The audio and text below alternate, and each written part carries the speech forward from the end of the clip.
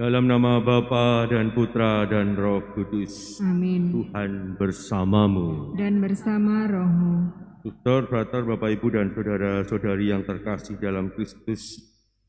Dalam hidup ini kita diajak oleh Tuhan untuk senantiasa membuka diri, merasakan kasih dan penyertaan-Nya. Akan tetapi seringkali dalam hidup kita justru melakukan hal yang berbeda. Menyadari segala kelemahan, kerapuan, dan keberdosan kita di hadapan Allah, marilah kita menundukkan kepala, kita mengakui dan menyesali bahwa kita telah berdosa supaya layak merayakan peristiwa penyelamatan ini. Bersama-sama di hadapan Allah kita nyatakan tobat kita.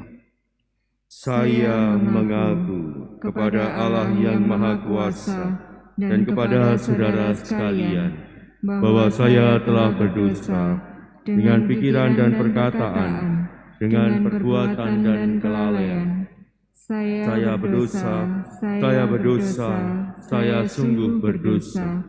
Oleh sebab itu saya mohon kepada Santa Perawan Maria, kepada para malaikat dan orang kudus, dan kepada saudara sekalian, supaya mendoakan saya pada Allah Tuhan kita. Semoga Allah yang Maha Kuasa mengasihani kita, mengampuni dosa kita, dan menghantar kita ke hidup yang kekal. Amin. Tuhan kasihanilah kami. Tuhan kasihanilah kami. Kristus kasihanilah kami. Kristus kasihanilah kami. Tuhan kasihanilah kami. Tuhan kasihanilah kami. Marilah berdoa.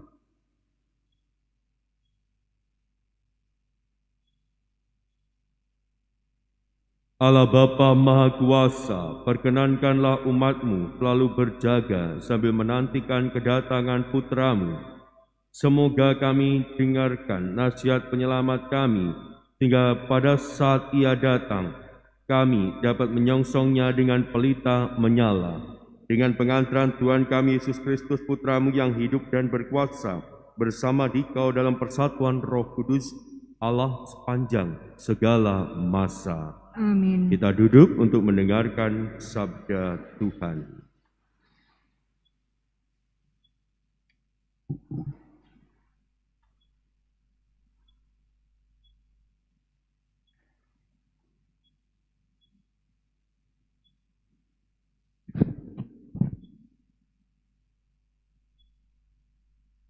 Bacaan dari kitab Yesaya. Beginilah firman Tuhan, penebusmu, yang Maha Kudus, Allah Israel. Akulah Tuhan Allahmu, yang mengajarkan hal-hal yang berfaedah bagimu, yang menuntun engkau di jalan yang harus kau tempuh.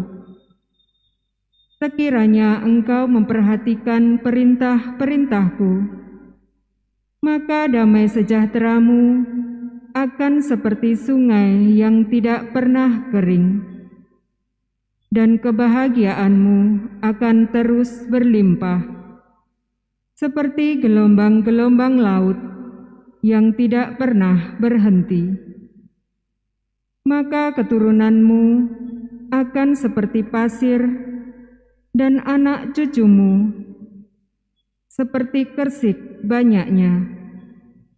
Nama mereka takkan dilenyapkan atau ditiadakan dari hadapanku. Demikianlah sabda Tuhan. Barang siapa mengikuti Engkau ya Tuhan, akan mempunyai terang hidup. Barang siapa yang mengikuti Engkau ya Tuhan, akan mempunyai terang hidup. Berbahagialah orang yang tidak berjalan menurut nasihat orang fasik, yang tidak berdiri di jalan orang berdosa, dan yang tidak duduk dalam kumpulan kaum pencemooh, tetapi yang kesukaannya ialah hukum Tuhan, dan siang malam merenungkannya. Barang siapa mengikuti Engkau ya Tuhan, akan mempunyai terang hidup. Ia seperti pohon yang ditanam di tepi aliran air, yang menghasilkan buah pada musimnya, dan daunnya tak pernah layu. Apa saja yang diperbuat-buatnya pasti berhasil. Barang siapa mengikuti Engkau ya Tuhan akan mempunyai terang hidup. Bukan demikianlah orang-orang fasik. Mereka seperti sekam yang ditiup angin. Orang fasik tidak akan tahan dalam penghakiman. Orang berdosa tidak akan betah dalam perkumpulan orang benar. Sebab Tuhan mengenal jalan orang benar, tetapi jalan orang fasik menuju kebinasaan. Barang siapa mengikuti Engkau ya Tuhan akan mempunyai terang hidup. Haleluya, haleluya, haleluya. Haleluya, haleluya, haleluya. Tuhan pasti datang, sambutlah Dia.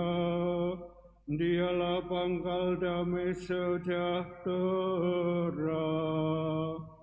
Haleluya, haleluya, haleluya. Tuhan bersamamu. Dan bersama rohmu, Inilah Injil suci menurut Matius. dimuliakanlah Tuhan. Yesus berkata kepada orang banyak, "Dengan apakah akan kuumpamakan angkatan ini? Mereka itu seumpama anak-anak yang duduk di pasar dan berseru kepada teman-temannya, 'Kami meniup seruling bagimu, tetapi kalian tidak menari. Kami menyanyikan kidung duka, tetapi kalian tidak berkabung.' Sebab Yohanes Pembaptis datang, ia tidak makan dan tidak minum, dan mereka berkata, ia kerasukan setan.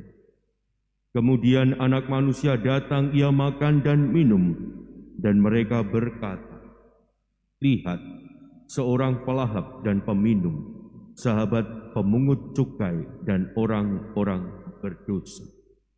Tetapi hikmat Allah dibenarkan oleh perbuatannya."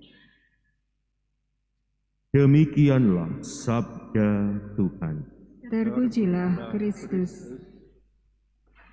Suster, frater, Bapak, Ibu, dan saudara-saudari yang terkasih dalam Kristus, apa yang akan Anda rasakan ketika Anda berhadapan dengan orang yang plin-plat? Kalau bahasa Jawa itu isuk tempe, sore deli. Pagi tempe, sorenya menjadi kedelai. Kira-kira kalau Anda berhadapan dengan orang yang model begitu itu rasanya seperti apa? Jengkel pasti, bingung pasti, nggak ngerti apa yang harus diperbuat pasti. Dan kita pasti akan berusaha bagaimana caranya supaya yang berhadapan dengan kita itu tidak seperti itu. Karena akan merepotkan, sungguh-sungguh merepotkan kalau berhadapan dengan orang-orang yang seperti itu. Karena kita tidak tahu apa yang dikehendakinya, nggak tahu, nggak jelas. Pagi A, sore B, pagi lagi bisa jadi A lagi, atau bahkan bisa jadi C, D, E, F, G, H, I, J, sampai Z bisa. Dan inilah yang sering kali terjadi dalam hidup kita. Anda dan saya seringkali seperti ini di hadapan Allah. Kenapa? Kita itu ingin di hadapan Allah. Tuhan, aku ingin mengalami keselamatan dan damai daripadamu sendiri. Tetapi kenyataan yang terjadi berbeda dengan apa yang kita lakukan. Berbeda dengan apa yang kita lakukan. Kita justru yang kita lakukan adalah sesuatu yang tidak membawa kita pada keselamatan. Tetapi seringkali yang kita perjuangkan adalah sesuatu yang membuat kita nyaman, sesuatu yang membuat kita enak, sesuatu yang membuat kita senang, bukan sesuatu yang menyelamatkan hidup kita. Maka dalam bacaan Injil digambarkan dengan jelas oleh Tuhan. Mereka itu seumpama anak-anak yang duduk di pasar dan berseru kepada teman-temannya, kami meniup seruling bagimu, tetapi kalian tidak menari. Kami menyanyikan kidung duka, tetapi kalian tidak berkata. Dan inilah yang dirasakan oleh Tuhan. Tuhan memberikan apa yang kita harapkan. Tetapi ketika Ia berikan, kita tidak menginginkan itu ternyata. Dari sikap, perkataan, perbuatan kita, justru kita menolak itu. Keselamatan yang diharapkan oleh bangsa Israel justru ditampik sendiri oleh bangsa Israel. Dan itulah yang juga kita lakukan dalam hidup ini. Maka apa yang perlu kita lakukan agar kita sungguh-sungguh dapat merasakan kasih dan penyertaan Tuhan yang tak pernah henti-hentinya Ia berikan kepada kita. Dan apa yang akan kita harus lakukan supaya damai itu yang kita harapkan itu, keselamatan itu nyata kita rasakan.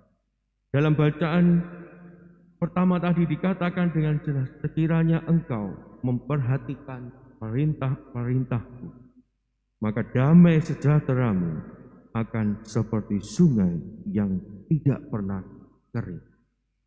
Dan inilah yang harus kita perbuat, yang harus kita lakukan dalam hidup kita sebagai murid-muridnya. Menjalankan dan melaksanakan setiap perintah Allah dalam hidup kita. Karena dengan menjalankan dan melaksanakan setiap perintah dan kehendaknya dalam hidup ini, kita akan dibawa pada keselamatan seperti yang kita kehendaki. Kalau kita memang menginginkan keselamatan itu, maka laksanakanlah apa yang menjadi kehendak Allah, apa yang menjadi perintah Allah dalam hidup ini. Tetapi kalau kita mengatakan kita ingin keselamatan itu, tetapi yang kita lakukan justru bertentangan dengan apa yang menjadi kehendak Allah, menjadi pertanyaan bagi Anda dan saya, apakah benar keselamatan itu yang sungguh kita harapkan, yang sungguh kita inginkan terjadi dalam hidup kita? Jangan-jangan kita bukan menginginkan keselamatan itu. Jangan-jangan kita menginginkan sesuatu yang berbeda seperti yang ditawarkan oleh Tuhan. Maka mari kita membuka hati kita. Membuka hati kita dan masuk ke dalam diri kita. Memeriksa ke dalam batin kita. Apa sejatinya yang kita kehendaki dalam hidup ini? Tuhan menginginkan kita menghendaki keselamatan. Keselamatan yang ditawarkan Dia melebihi apapun. Sehingga kita dalam hidup ini memperjuangkan keselamatan itu dengan cara mau melaksanakan setiap kehendaknya. Mengasihi semua orang tanpa terkecuali. Membawa sukacita, membawa damai, membawa pengampunan kepada semua orang tanpa terkecuali. Dan itulah yang hendaknya kita lakukan dan kita perbuat sebagai murid Kristus. Bukan sesuatu yang mudah, bukan sesuatu yang simple, bukan sesuatu yang gampang, tetapi kita harus terus berjuang melangkah setiap langkah demi langkah untuk mencapai keselamatan yang ditawarkan oleh Tuhan dan kita kehendaki. Semoga kita menerima tawaran yang diberikan Tuhan yang begitu spesial, yang begitu luar biasa kepada kita, yaitu keselamatan, bersatu dengan Dia dalam kerajaan abadi di surga. dan kita tak pernah menyia-nyiakan tawaran yang Dia berikan kepada kita. Kalau kita yang sendiri yang menyia-nyiakan, jangan pernah menyalahkan Tuhan, jangan pernah menggerutu kepada Tuhan bahwa Tuhan tak mengasihi kita. Bukan Tuhan yang tak mengasihi kita, tetapi seringkali kitalah yang menampik kasih dari Tuhan. Kitalah yang seringkali menelantarkan kasih dari Tuhan. Maka mari kita sambut kasih Tuhan ini dalam hidup kita dengan cara bagaimana melaksanakan setiap kehendak dan perintah-Nya dalam hidup kita sehari-hari. Berkat Allah melimpah dalam kehidupan kita.